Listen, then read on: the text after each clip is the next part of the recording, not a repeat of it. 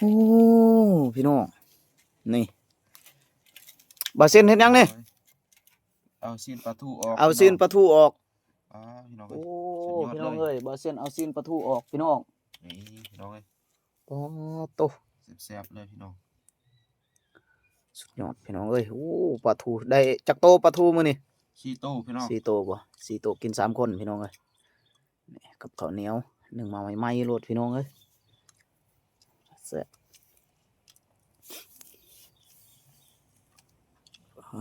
โตครับเบิ่งแต่ซีนมันนี่พี่น้องซีน ซีนล้วนๆพี่น้อง